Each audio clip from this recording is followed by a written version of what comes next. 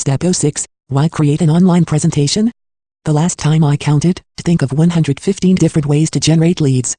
This includes public speaking, Facebook advertising, online funnels, business networking meetings, run events, sending out the direct mail, cold calling, emailing, buying leads, spamming people, billboard advertising, affiliate launches, LinkedIn, and plenty of others. Over the last 39 years, I've pretty much tried them all. I spent hundreds of thousands of dollars testing and observing the results of every single form of marketing about. I am recommending that you put together an online presentation because it is, with question, the best combination of efficiency and effectiveness for generating leads. Are there effective ways? Undoubtedly. Running events like workshops or seminars and conferences are more effective. But, these are also complicated, expensive, and for the best, very inefficient.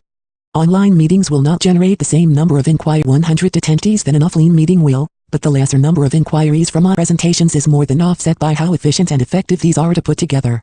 Onlines will cost very little or nothing at all to run. Compare that to booking a conference center and refreshments, which can get pricey. When I host an online meeting, my commute is that it takes for me to get from my espresso machine in the kitchen, down the hallway and into my office about 30 seconds. When I'm hosting in a conference center, I've got to drive away. I may have traffic jams and parking hassles, and the time it takes between when I leave and when I start speaking is hours or even days. By contrast, I sit in my office or house on the sand at the beach next to the waves, and in the audience can be people from London, Madrid, Berlin, New York, San Francisco, Sydney, and Auckland. And not only did I not have to travel for more than 30 seconds, none of my attendees are. I love the lifestyle that presenting online meetings allows me to enjoy. Speaking to people is the oldest and most effective marketing method in the world, and the internet lets us so in real time and across borders. Online meetings allow your prospects to get to, and give you a chance to establish respect, relatability, and reciprocity. Sure, you could do this through an offline meeting, long video or book, but think of the energy you'd need to make those things happen, compared to a 30-second commute to your online meeting. But, you can't do with online meetings what isn't so easy to do with offline. Your online attendees are easy to track in terms where they came from. Pre-event reminders, mail or text can be automated to boost attendance numbers, and post-event follow-ups can be did and increase response rates by up to 50%. This is powerful stuff. And, last but not least, marketing gold. Having your own online presence makes you an easy choice for promotion by other people who have large lists of email subscribers. You can systematically tap into a completely free and literally inexhaustible supply of high leads this way. There is no other marketing medium that I can think of which is as efficient and as running online meetings and sourcing your audience from other people's networks. If you weren't excited this program before, I hope you are now.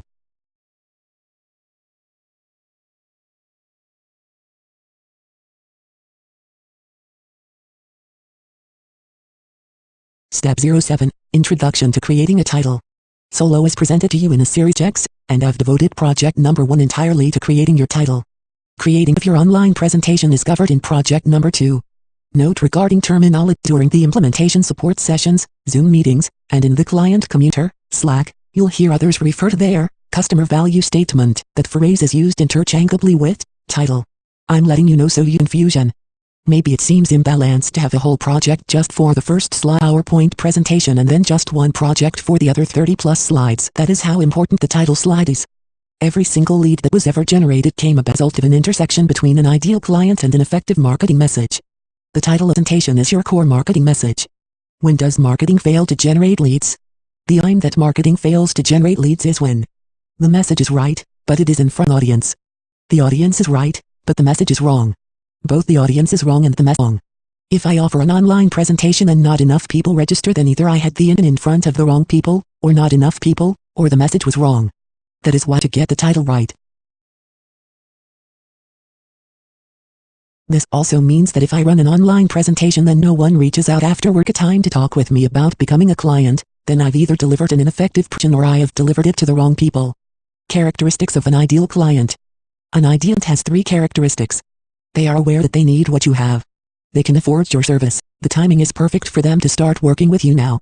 So, if I ran a presentation did a great job, but I still didn't generate any inquiries, then I was presenting who were not aware that they needed what I was offering, they were broke or they weren't ready to take it.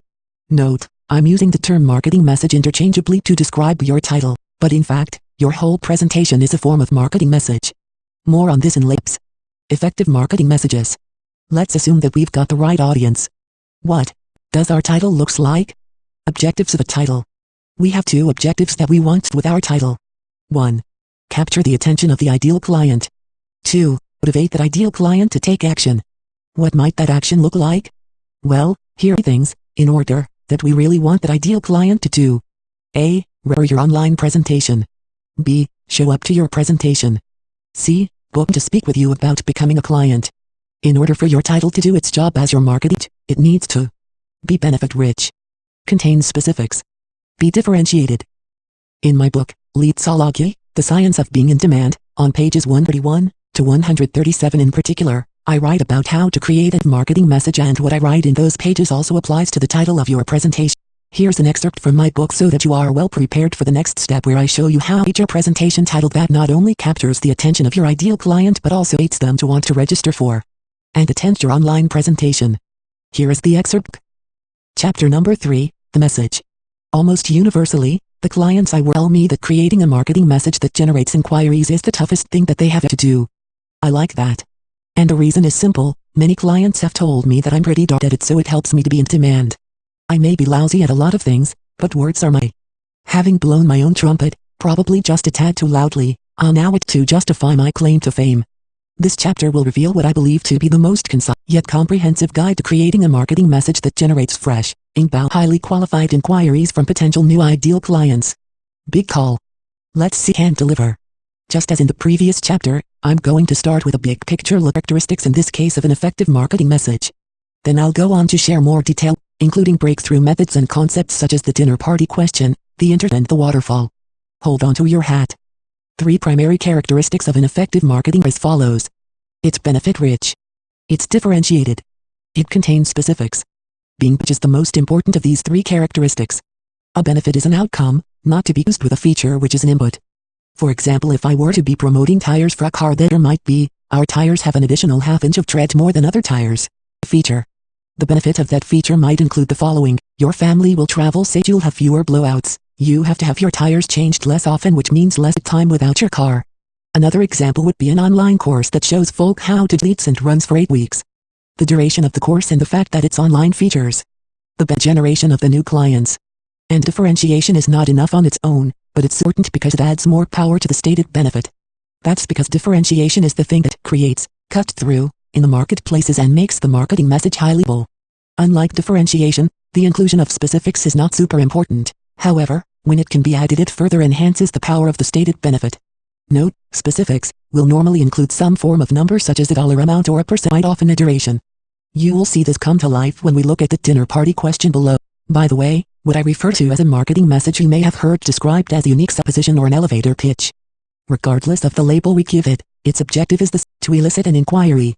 And as you'll see shortly, my concept of a marketing goes way beyond unique selling propositions or elevator pitches. A big mistake that people crafting a marketing message is to describe what they do or their service. It's the cart before the horse. Most people could not give a dime, or one brass razoo, as we're Australia, about what you do, how you do it, whether you are passionate about how long you've been doing it for, who you've done it with, where you do it, how much it costs, or what your website looks like. That is, not until they know what's in it for them. Then about that other stuff, but not before. The dinner party question.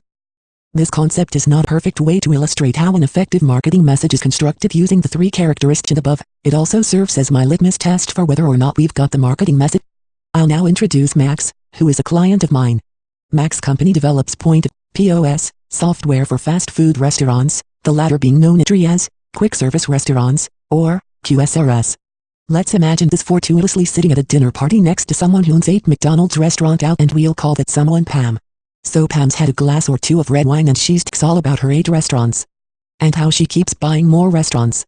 But she adds incredibly frustrated because she can't figure out how to increase the sales within each let alone how to increase profit margins, which is why she keeps buying new outlet. Pam goes on for some time about her problems of lack of revenue and profit growth. She realizes she is potentially being a bit of a bore, not true in this case because Max is hounds. And so she turns to Max and says, "I'm sorry Max. I've been telling you all about my problems at work. What is it that you do?" Now, prior to working on his marketing message, Max would have responded something like, "Well, it's funny that you ask because I develop POS software for QSRS."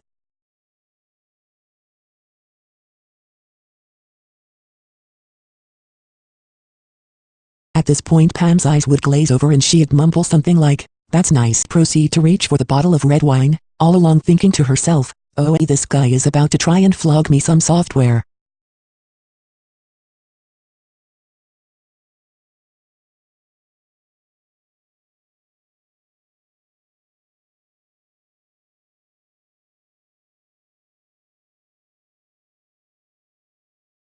Step 07, Introduction.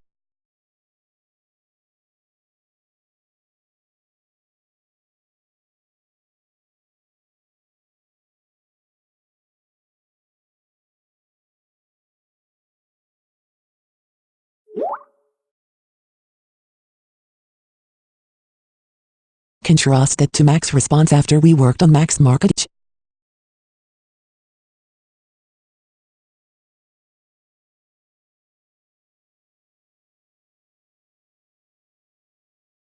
After being asked what he does for a living, Max would respond with, "It's funny that because I increase the sales and profits in QSRS by 25% or more these days." Now if you were the owner of restaurants and you were stressed about flatlining revenue and profitability,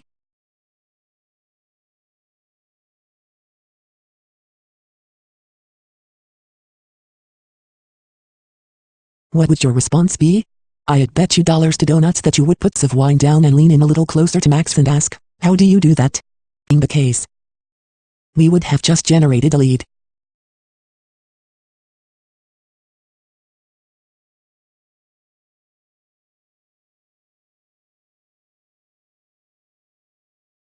Now let's run our marketing slide rule over Mac's marketing message and see to what extent the 3 characteristics identified at the start of this chapter.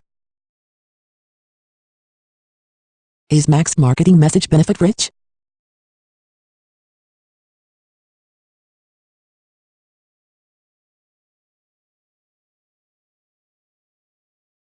Absolutely.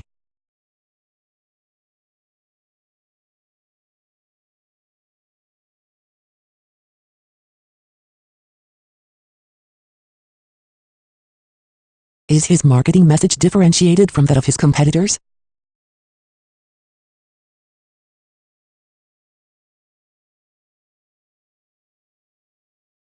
You betcha.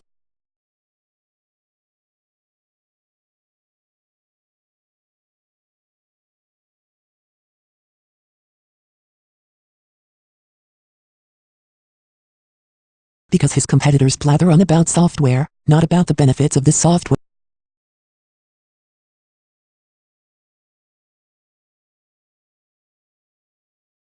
Does this marketing message contain specifics?